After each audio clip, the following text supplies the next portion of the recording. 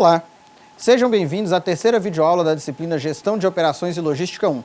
Eu sou o professor Reginaldo Moraes de Macedo e estou acompanhando vocês nesta disciplina. Vamos conferir agora no slide os objetivos desta videoaula.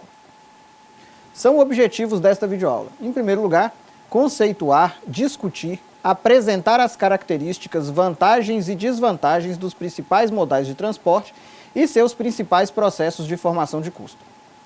Entender o processo de formação do custo de transporte. Apresentar os principais modelos de gerenciamento logístico existentes, assim como a importância da pesquisa operacional para a logística. E, por fim, apresentar os principais processos de gerenciamento de frotas. Nós temos uma dinâmica, um pouco diferenciada nesta videoaula. Nós vamos apresentar alguns modelos para vocês e na sala virtual eu vou deixar um material, mais aprofundado um pouco, uns slides um pouco mais ampliados, e eu gostaria então que vocês buscassem, além do que está na videoaula, os slides também, que vão ser um pouco diferentes dos slides que vão ficar na sala virtual. No que concerne às atividades logísticas, é necessário destacar 4 itens muito relevantes, que são o gerenciamento dos modais de transporte, os processos de gestão e controle dos custos logísticos, os modelos e processos de roteirização e o gerenciamento de frotas. Estes itens são particularmente importantes porque apresentam o potencial de alterar de forma bastante dramática os custos das atividades logísticas. Em face disto, inclusive, é comum que as organizações contratem profissionais internos ou externos com a finalidade específica de buscar melhores resultados em termos de eficácia, eficiência e efetividade para os indicadores relacionados a estas áreas.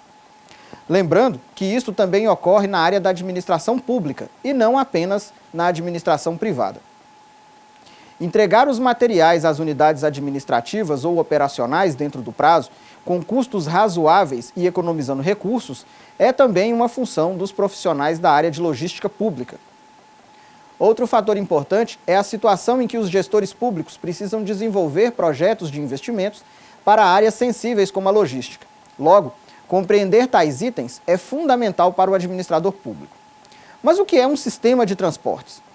Podemos definir sistema de transportes como o conjunto de recursos que possibilita a realização das atividades de deslocamento de materiais e pessoas por uma determinada área geográfica, utilizando infraestrutura pública ou privada.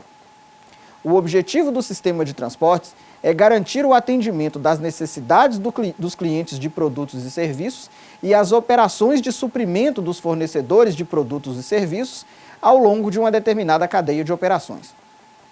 Evidentemente, é importante que o sistema de transportes seja eficaz, ou seja, que seus objetivos sejam atingidos. Ele também precisa ser efetivo, ou seja, todos os envolvidos no sistema de transporte devem conseguir atingir seus próprios objetivos e garantir a própria sobrevivência. O sistema de transportes também precisa ser eficiente, ou seja, os recursos utilizados, tempo, capital, conhecimento, infraestrutura, pessoas, todos esses recursos precisam ser aplicados nas proporções mais adequadas ou mais otimizadas e racionais quanto possível. Vamos falar agora a respeito dos modais de transporte. Objetivamente, um modal é um tipo de transporte que pode ser utilizado para que o deslocamento dos materiais seja realizado. De forma geral, a literatura em logística reconhece os modais aquaviário, rodoviário, ferroviário, aéreo e dutoviário. O transporte aquaviário utiliza como meio de transporte a água. É interessante observar que existem submodais deste modal. O modal aquaviário marítimo, que utiliza as extensas águas internacionais e normalmente está relacionado ao transporte de cargas.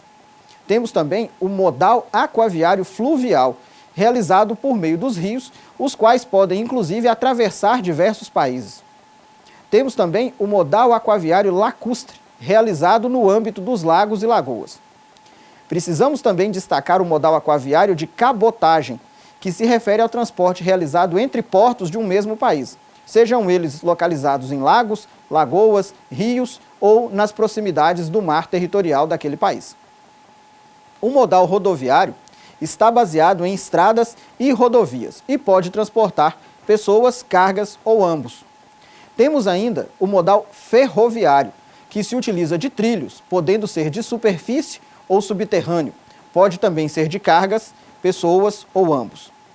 Por sua vez, o modal aéreo, né? Falamos do modal aéreo, aquele transporte realizado por aviões, tanto no âmbito local quanto no âmbito regional e internacional. Finalmente, temos o modal dutoviário, que realiza o transporte dos materiais por meio de dutos e que pode ser submarino, subterrâneo, aéreo ou de superfície. Neste modal, são basicamente transportadas cargas que podem ser impulsionadas por pressão ou pela gravidade. Falaremos de cada um destes modais, suas características, vantagens e desvantagens nos próximos slides. De início, vamos falar a respeito do modal aquaviário e suas variantes. Vamos aos slides.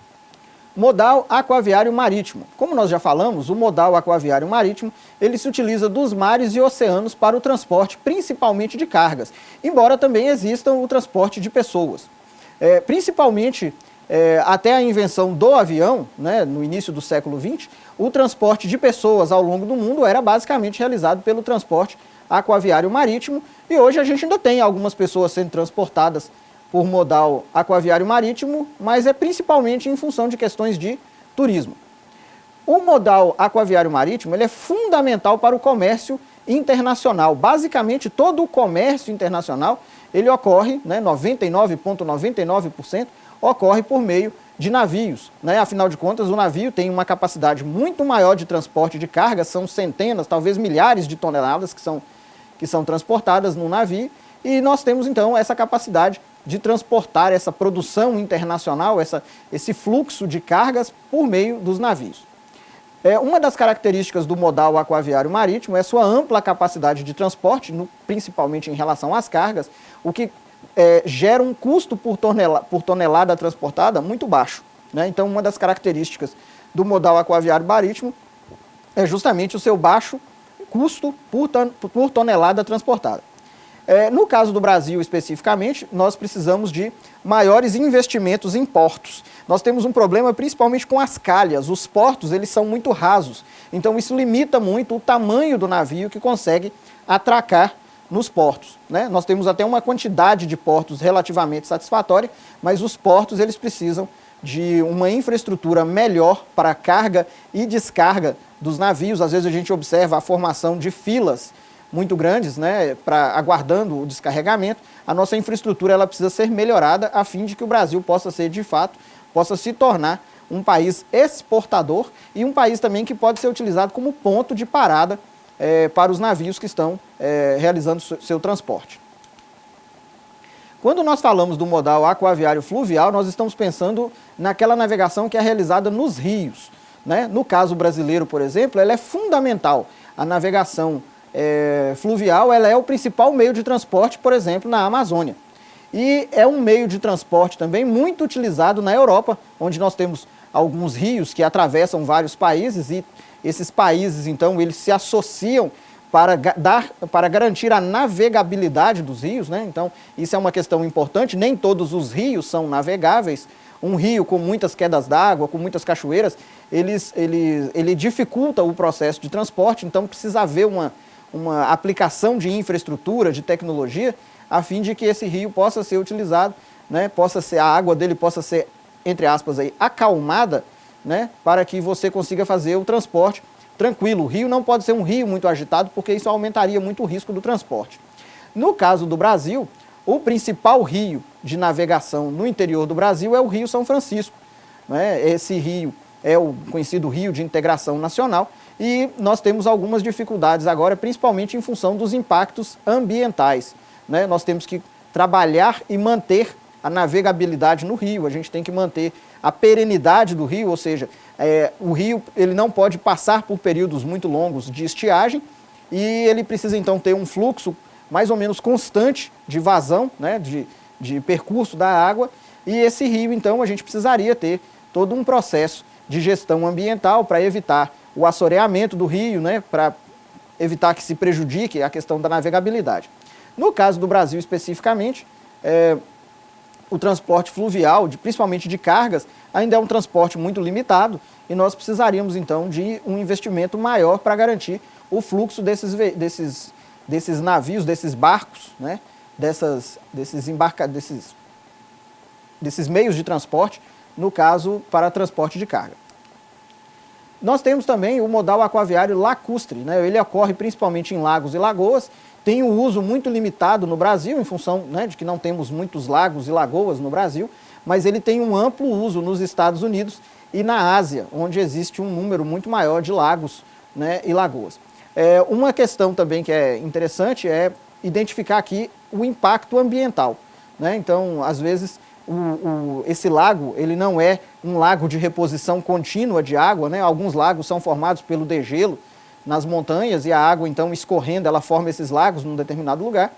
Então, nós temos dificuldades. Se não existe, por exemplo, uma reposição da água e nós não soubermos utilizar adequadamente esse meio e começarmos a tirar a água sem uma reposição adequada da água, esses lagos eles podem caminhar para serem extintos, né? Isso pode dificultar, além do fornecimento de água, dificulta também a questão da navegabilidade e o uso desses lagos como meio de transporte. Agora, falaremos um pouco a respeito do modal rodoviário, o mais utilizado no Brasil. Antes, contudo, é necessário definir que esse modal utiliza-se de estradas, que são vias sem pavimentação, e rodovias, que são vias pavimentadas. As vias pavimentadas, ou seja, as rodovias, por sua vez, podem ser de pistas simples, 2 sentidos, sem separação física, ou duplicadas ou mesmo triplicadas, 2 ou mais pistas em cada sentido, separadas por um canteiro ou algum outro tipo de separador. Antes de falarmos do modal rodoviário, é necessário fazermos um importante comentário. No caso do Brasil, existe o discurso de que optamos pelo modal rodoviário. De forma geral, as decisões políticas, econômicas e tecnológicas, até certo ponto, conduziram à prevalência do modal rodoviário. Mas para dizermos que o Brasil, de fato, escolheu este modal, precisaríamos identificar ações efetivas no sentido de garantir a sua contínua funcionalidade. Observem que temos uma malha rodoviária antiga, sucateada e que foi planejada para um padrão populacional, econômico e de tráfego de praticamente 40 anos atrás. Dizer que houve uma escolha deveria ser sinônimo de que o Brasil optou por continuar investindo nesse modal ao longo do tempo, o que de fato não aconteceu como deveria ter ocorrido. Nos próximos slides, vamos falar sobre o modal rodoviário de passageiros e o modal rodoviário de cargas. Vamos aos slides. O modal rodoviário de passageiros é o principal modal de transporte de passageiros no Brasil. Ele disputa com o modal aéreo, curiosamente, a capacidade ou essa primeira posição em termos de movimentação de passageiros. Ele envolve o transporte público local, intermunicipal, interestadual e internacional, né? Desde que o transporte seja feito por meio de estradas ou rodovias, nós estamos falando então desse modal rodoviário de passageiros. Ele precisa de planejamento e investimentos para ser mais atrativo que o transporte individual. Nós estamos falando aqui de um tipo de transporte específico, que é o transporte público rodoviário nos grandes centros, né? Países com um maior investimento no transporte público, eles têm uma série de benefícios. O primeiro deles é utilizar melhor a infraestrutura existente para o transporte. Se o indivíduo ele tem acesso a um transporte público de qualidade, então nós temos uma menor intenção, uma menor necessidade que o indivíduo utilize o seu próprio meio de transporte, seja um veículo, um carro de passeio ou uma motocicleta, o que pode diminuir muito o número de acidentes, diminui atraso, diminui os congestionamentos, desde que o transporte, né, esse transporte de passageiros, ele ocorra de maneira racional dentro daquela localidade, dentro daquele município.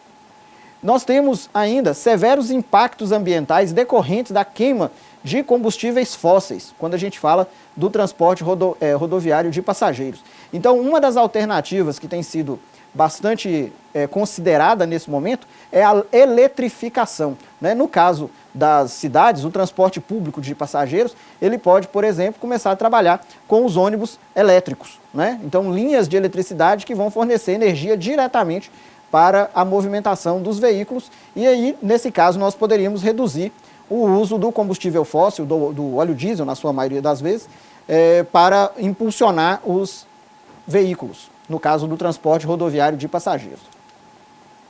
Nós temos também o modal rodoviário de cargas. Nesse caso, quando nós falamos de utilização de rodovias para o transporte de carga, nós estamos falando que esse é o principal meio de transporte no Brasil. Algumas estatísticas vão dizer aí em torno de 60% a 65% de todas as cargas no Brasil são transportadas por meio de caminhões.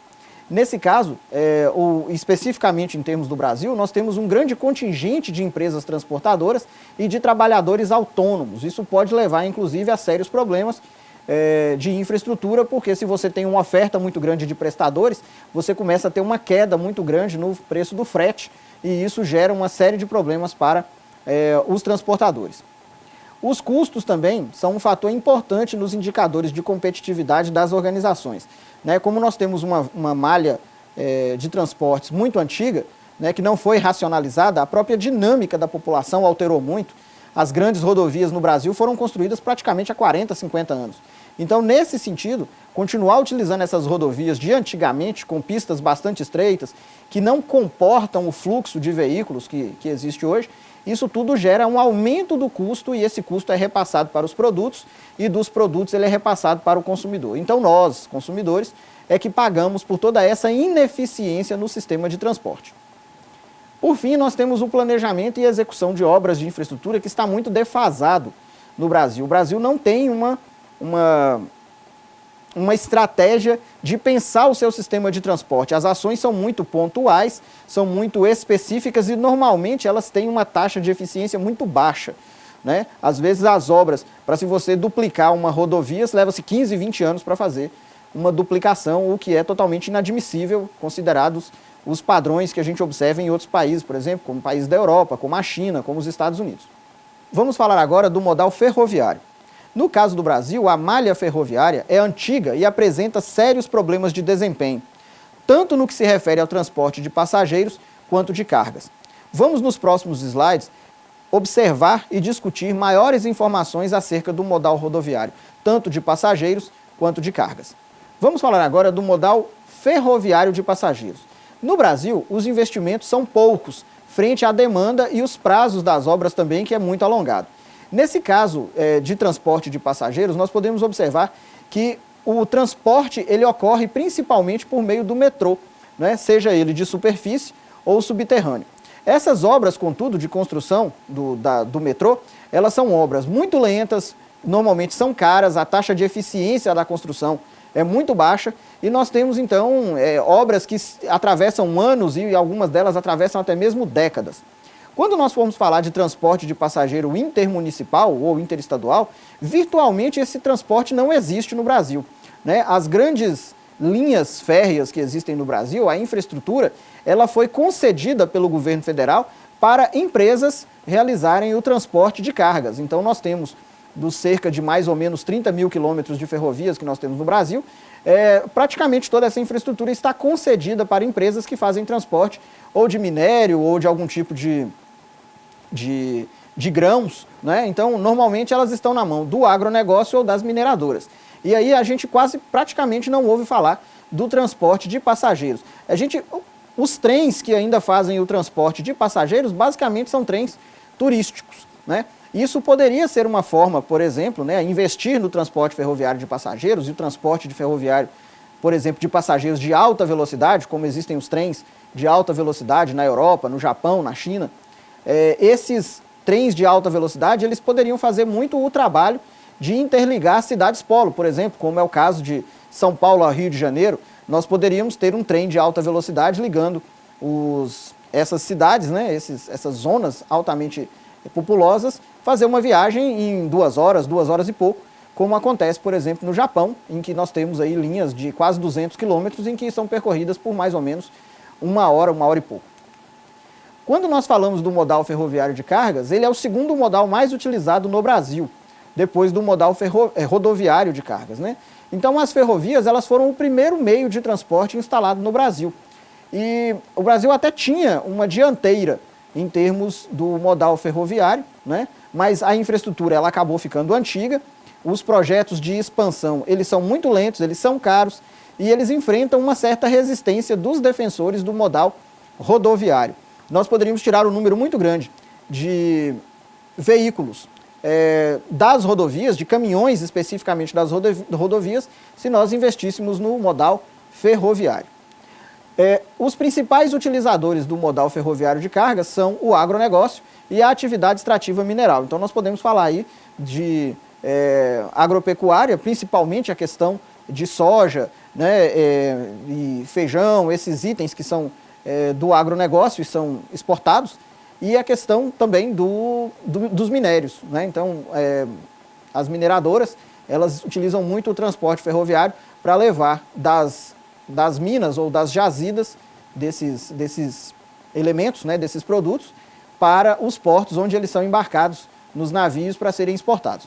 Então, são os dois principais utilizadores. Uma questão interessante no caso do modal ferroviário de cargas é a baixa velocidade do modal ferroviário de cargas. Os trens são muito lentos.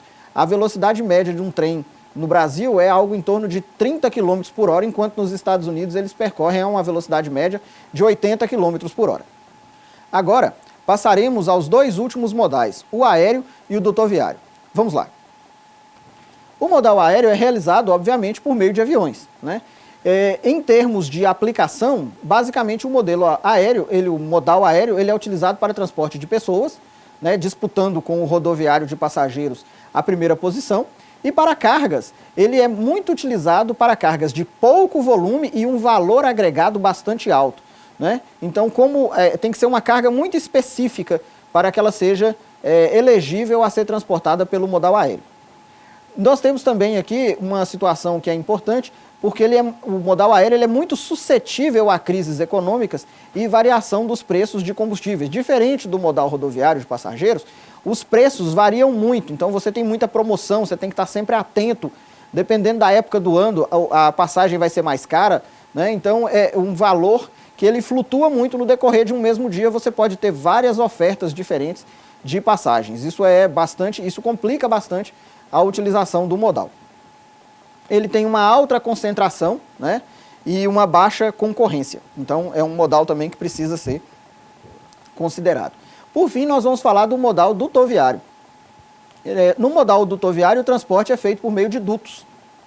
Um duto, basicamente, é um cano. E o que pode ser transportado nesses dutos vai desde líquidos, né, gases e material físico sólido, né, que possa ser impulsionado por ar, por outros líquidos ou mesmo pela gravidade. Esses dutos eles podem ser de diversos tipos. Existem dutos submarinos, existem dutos subterrâneos, existem dutos inclusive aéreos e dutos de superfície. Então a forma como você vai ou por onde o duto vai passar, isso vai depender basicamente da topografia, né, da questão geográfica e topográfica daquele ambiente em que você precisa passar o duto.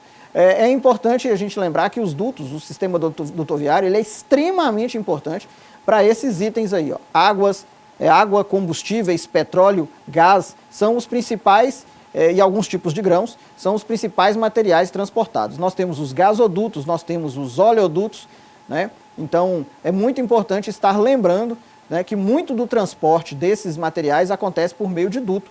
Uma parte, tudo bem que principalmente o petróleo, uma parte é embarcada em navios petroleiros e esses navios então fazem a entrega, mas lá, por exemplo, unificando aí a Ásia e a Europa, muito do transporte acontece por meio de gasodutos.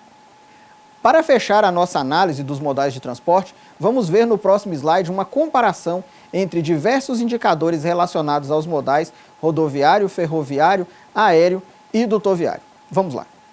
Essa comparação entre modais de transporte, ela está no caderno didático na página 77. Nós temos aqui várias características que vão desde o custo, cobertura de mercado, o comprimento médio do percurso em quilômetro, capacidade do equipamento de transporte, velocidade, disponibilidade, grau de competição, tráfego predominante por peso por unidade transportada, a confiabilidade e o nível de risco. São indicadores, são atributos que servem para nos dar uma referência em relação, né, dependendo de se nós precisarmos optar pelo modal rodoviário, ferroviário, aéreo e marítimo, então nós vamos analisar por meio desses elementos aqui, dessas características, o que é melhor. Por exemplo, vamos pensar em termos de custo. O transporte rodoviário oferece um custo moderado, que com certeza é mais alto do que no caso por do que pelo caso do modal ferroviário ou do modal marítimo. Por que o custo desses dois modais é mais baixo? Porque a quantidade de toneladas transportadas é muito mais alta, né? No caso do transporte aéreo, que é basicamente para pessoas, então nós temos ali um custo que é mais alto por indivíduo. Uma outra situação é a cobertura de mercado. O modal rodoviário tem uma vantagem. Eu posso ir até o ponto onde vai acontecer a embarcação, né, do material, onde o material vai ser embarcado, e eu vou diretamente até o local onde a mercadoria tem que ser entregue. Então a gente fala que é um transporte ponto a ponto. Nesse caso, o ferroviário já tem essas dificuldades. Ele tem que ter um terminal de embarque e um terminal de desembarque. A mesma coisa acontece com o modal marítimo e o modal terminal. E na hora que chega o produto, chegar lá no terminal, como é que ele faz para chegar até o cliente? Aí a gente vai utilizar o modal rodoviário. Vocês vão poder ter mais tempo para observar esses elementos, né? No caderno didático tem uma explicação. Eu gostaria só que vocês ficassem bastante atentos, né, a esses elementos, para que a gente conseguisse compreender em quais situações é melhor você utilizar um determinado elemento, um determinado modal, e quando não utilizar um modal e sim utilizar outro modal. Então fiquem atentos aí, esse é um item que vale a pena depois vocês fazerem uma avaliação mais detalhada, né? Não justificaria aqui fazer uma análise de todos eles, mas é interessante para que vocês, junto aí com o caderno didático, que façam essa análise mais específica. Em relação aos processos de formação dos custos, precisamos levar em consideração que existem diversos itens os quais precisam ser mensurados. Antes de falarmos disso, é importante nos lembrarmos que os custos são gastos obrigatórios relacionados à produção e oferta dos produtos ou à prestação dos serviços. No caso dos custos logísticos do sistema de transporte, devemos considerar uma lista relativamente extensa de custos diretos ou indiretos, fixos ou semifixos, variáveis ou semivariáveis. Vamos ver no próximo slide alguns desses custos. Quando nós formos fechar os custos logísticos, né, principalmente relacionados ao sistema de transporte, alguns precisam obrigatoriamente ser considerados. O primeiro deles, evidentemente, é o custo com o combustível, né? Então, em alguns desses modais de transporte, por exemplo, no caso do modal aéreo, no caso do modal rodoviário, o custo com o transporte realmente ele é um fator bastante significativo no fechamento do custo logístico. Outra questão importante são os custos com salários e remunerações dos profissionais envolvidos no transporte. Então, alguns vão ter salários, né, os operadores, por exemplo, o piloto de avião, evidentemente tem um salário maior do que um motorista de caminhão, então é algo que você precisa entender. É claro que, para um piloto de avião, você vai ter um número muito maior de motoristas de caminhão, o que no final das contas, em valores absolutos, pode até fazer o custo, né, do sistema de transporte rodoviário ser maior do que o custo total do sistema, em termos de remuneração do sistema do modal aéreo, né, então do modal aeroviário.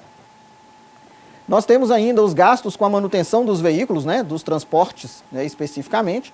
Evidentemente, os veículos, né, menores veículos têm gastos consideravelmente maiores, mas nós temos que considerar qual o custo de manutenção de um grande navio, qual o custo de manutenção de um avião, então isso tudo precisa ser considerado. Outro tipo de gasto também relevante é o gasto com frete e seguro, tá? Então, toda vez que você for transportar normalmente, você precisa segurar a carga, né? Estabelecer um seguro, realizar um seguro para essa carga. E ainda podemos falar de outros gastos eventualmente existentes, muitos deles são específicos dos modais. Então, no caso de um modal, por exemplo, marítimo, você pode ter um custo, por exemplo, em relação, dependendo a rota que você vai seguir, dependendo do local por onde você vai passar, se é uma rota mais segura ou mais insegura, esses custos e esses outros gastos específicos, eles podem ser bastante consideráveis, aí a gente precisa levar em consideração realmente. Agora, caminhando já para o final da nossa videoaula, vamos falar um pouco a respeito dos principais modelos de transporte que podemos utilizar para melhorar o gerenciamento do sistema de transportes. Observem que vamos fazer apenas uma breve abordagem, uma vez que esses modelos e problemas demandam um conhecimento mais aprofundado de uma área específica chamada pesquisa operacional. A pesquisa operacional busca identificar problemas, compreender os seus fatores geradores, propor e analisar soluções viáveis, acompanhar a execução das intervenções necessárias e avaliar os resultados e impactos atingidos. É uma área do conhecimento muito interessante e os administradores públicos podem se beneficiar muito de sua aplicação em situações práticas, sobretudo em problemas logísticos. A relação entre a pesquisa operacional e a gestão de operações e logística é quase indissociável. Existem diversos modelos e problemas logísticos, e vamos comentar aqui apenas os mais conhecidos ou os mais aplicados nas organizações. Existem diversos modelos e problemas logísticos e vamos comentar aqui apenas os mais conhecidos ou os mais aplicados nas organizações. Temos o modelo de transporte clássico, o modelo de distância mínima, o modelo de transbordo de carga, o modelo de capacidade máxima, o problema da árvore de expansão ou árvore geradora mínima, o problema do caixeiro viajante e o problema do carteiro chinês. Nos próximos slides falaremos mais a respeito desses modelos. Vamos acompanhar. O primeiro modelo, considerado um dos modelos mais básicos, é o modelo do transporte clássico. Qual é a finalidade desse modelo? Se vocês observarem a figura, vocês vão ver que existem do lado esquerdo aqui os fornecedores e existe do lado direito os consumidores. E existem as rotas que são representadas por essas setas. Do lado dos fornecedores, nós estamos disponibilizando algum tipo de produto e do lado dos consumidores, nós estamos recebendo esses produtos. A ideia é transportar os produtos que estão nos fornecedores para os consumidores com o menor gasto de transporte possível. Uma característica desse modelo é que uma vez que o caminhão é fechado, a carga não sofre alterações até que ela chegue ao destino. Então, se sai lá de F1 para C1, né, por exemplo, do fornecedor 1 para o consumidor 1, mesmo que passe por diversas cidades, a carga não é alterada, nem tiro, né, eu não tiro nenhum elemento da carga, não tiro nenhum item da carga e não acrescento também nada na carga. É um modelo bastante utilizado, é um modelo muito útil e ele é a base do funcionamento dos sistemas logísticos. Outro sistema logístico, que é um pouco diferente, é o modelo de transbordo de carga. Diferente do primeiro, vocês podem ver que eu saio do fornecedor, eu passo num ponto que eu vou chamar de ponto de transbordo e aí eu chego ao consumidor. Nesse caso especificamente, durante a rota pode acontecer de eu tirar uma parte da carga, né, eu saio do fornecedor 1 e passo no ponto de transbordo 1. Lá nesse ponto eu posso deixar uma parte da carga ou eu posso colocar mais carga até que chegar ao consumidor. O objetivo continua sendo muito parecido, minimizar os custos de transporte entre os pontos de carregamento e descarregamento.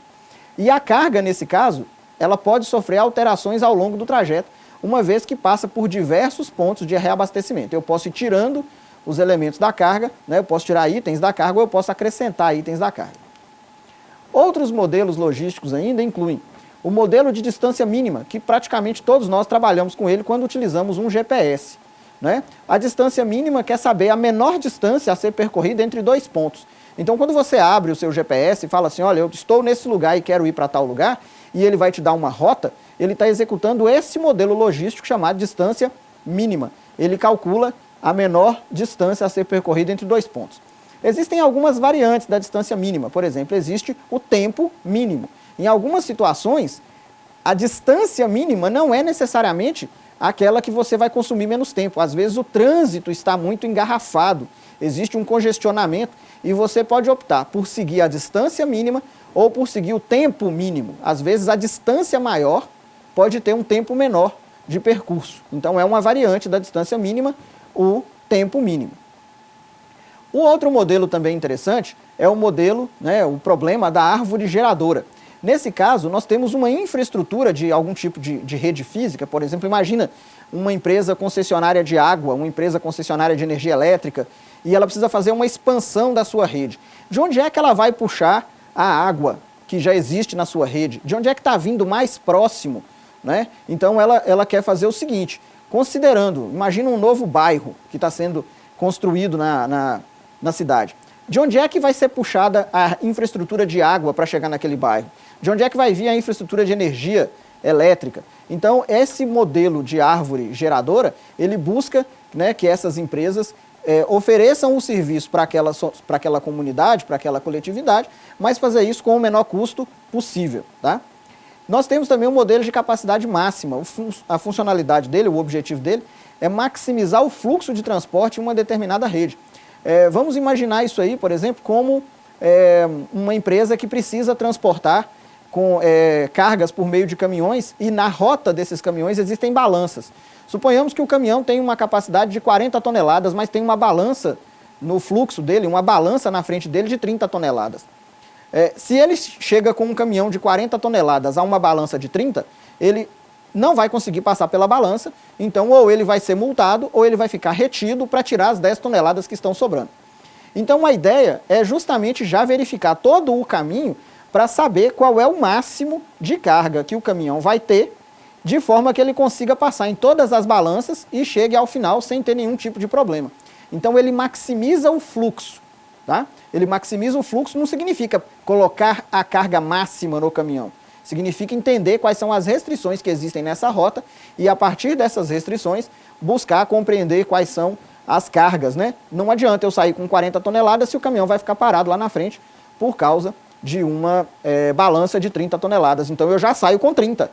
Eu já saio com 30 toneladas, passo lá, sou pesado e sigo. Agora, e se lá na frente tivesse uma balança de 20? Então eu tenho que, não adianta sair daqui com 40, né? E nem com 30, porque eu passaria na primeira de 30, mas ficaria preso na segunda balança de 20. Então essa é a ideia do modelo de fluxo de transporte. Ele é muito utilizado, por exemplo, também pelas concessionárias de distribuição de água para verificar a questão da pressão da água ao longo da rede. Né? Não adianta colocar uma bomba jogando muita pressão no sistema e lá na frente a tubulação não suportar e a tubulação estourar e gerar todo um transtorno para a comunidade. Nós temos dois tipos muito curiosos aqui de modelos logísticos. A gente tem o modelo que a gente chama de carteiro chinês e nós temos o modelo que é chamado caixeiro viajante. Basicamente o objetivo deles é determinar a melhor rota, né? A rota que minimiza a distância percorrida para que você faça alguma coisa. Os dois têm essa finalidade, determinar a rota otimizada que minimiza a distância percorrida necessária para. Aí, no caso do carteiro chinês, a preocupação do carteiro chinês é passar pelo maior número de ruas específicos. Pensa aí o caminhão do lixo. O caminhão do lixo ele tem que passar em todas as ruas do bairro. Como é que ele vai fazer para passar em todas as ruas do bairro, né? Considerando que tem rua que é mão e contramão? Como é que ele vai fazer para percorrer todas as ruas com a menor distância possível? Porque ele tem que economizar também o combustível. Então essa é a ideia. A mesma coisa é o carteiro. Como é que o carteiro vai fazer para passar em todas as ruas de um bairro de forma que ele consiga otimizar o fluxo dele de transporte? Então essa é a ideia do carteiro chinês.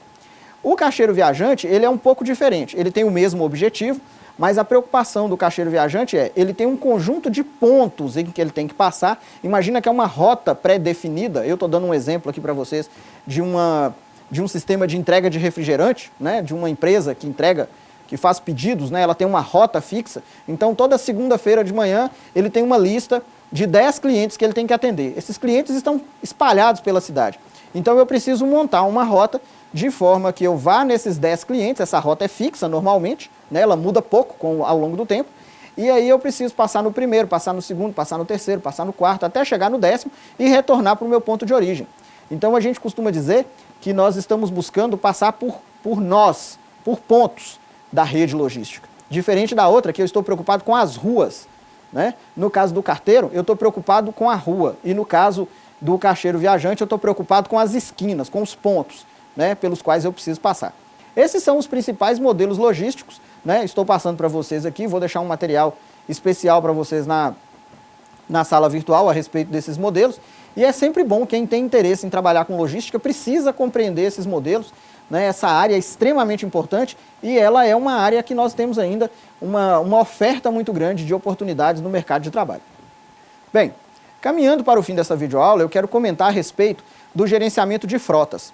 Uma frota é um conjunto de recursos de transportes, os quais são coordenados, gerenciados e mantidos por uma organização pública ou privada, com o intuito de serem utilizados durante as operações ou prestação de serviços de transporte. Envolvem, sobretudo, os veículos, mas não se limitam apenas a eles. Vamos acompanhar no próximo slide algumas informações importantes relacionadas às frotas e seu gerenciamento. Vamos lá. Gerenciamento de frotas. Algumas preocupações quando nós falamos de frota. Né? Então a frota, na maioria das vezes, nós podemos entender a frota como um conjunto de veículos, embora outros elementos também possam fazer parte da frota. E aí, quando nós vamos trabalhar a ideia de frota, nós temos aqui alguns elementos, são 5 itens. O primeiro, os processos de integração multimodal. O que é então multimodalidade? Na maioria das vezes, a gente não usa apenas um modal de transporte.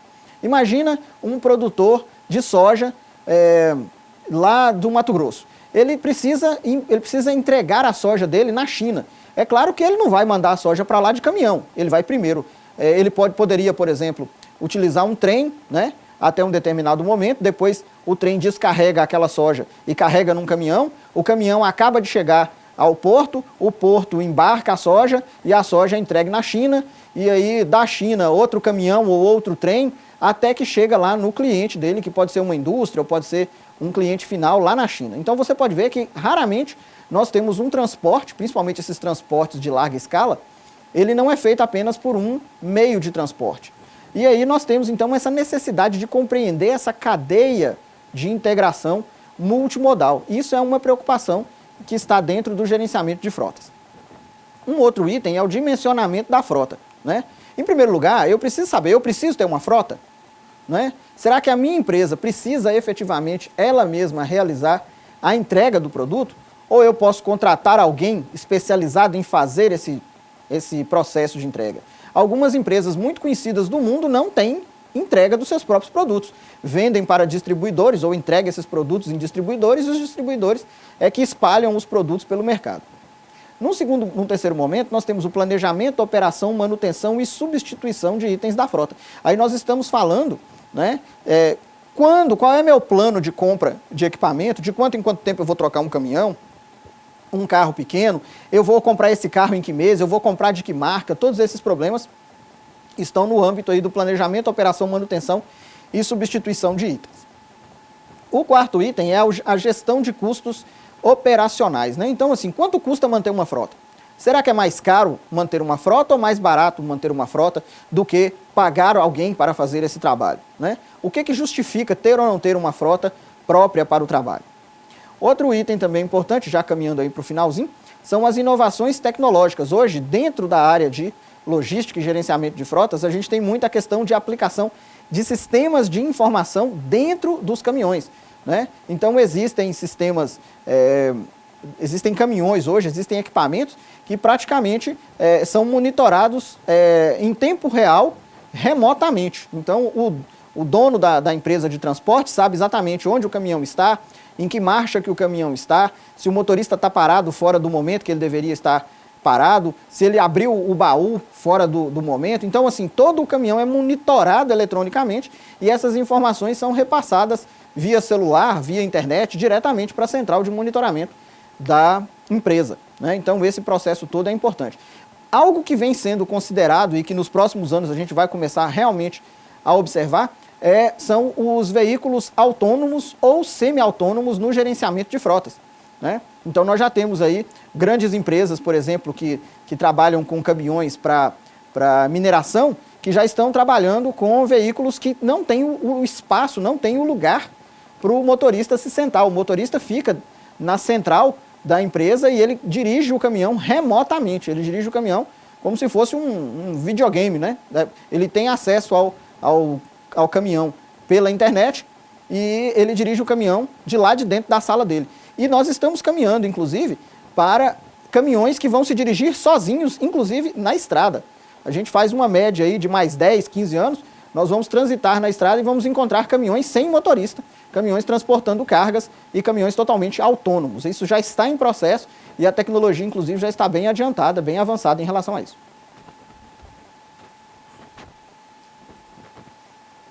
Bem, finalizando, eu quero destacar os pontos principais desta aula, né? Então vamos retornar aqui para o nosso último slide para fazer o nosso fechamento.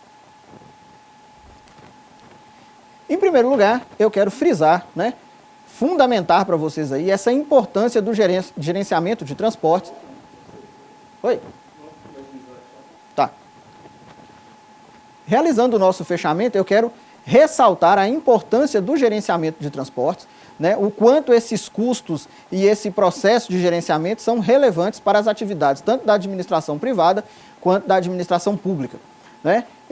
Reforçar também o quanto é fundamental o estudo e a compreensão dos modelos e ferramentas disponibilizados pela pesquisa operacional. Nós vimos o modelo lá de distância mínima, transbordo de carga, nós vimos o modelo do caixeiro viajante, do carteiro chinês. Esses modelos já existem softwares específicos, alguns até gratuitos, que podem ser utilizados Então vale muito a pena buscar compreender essa dinâmica e essa aplicação até na vida prática. Às vezes você tem um pequeno negócio e você tem problemas de entrega, esses modelos vão auxiliar bastante no funcionamento da sua organização.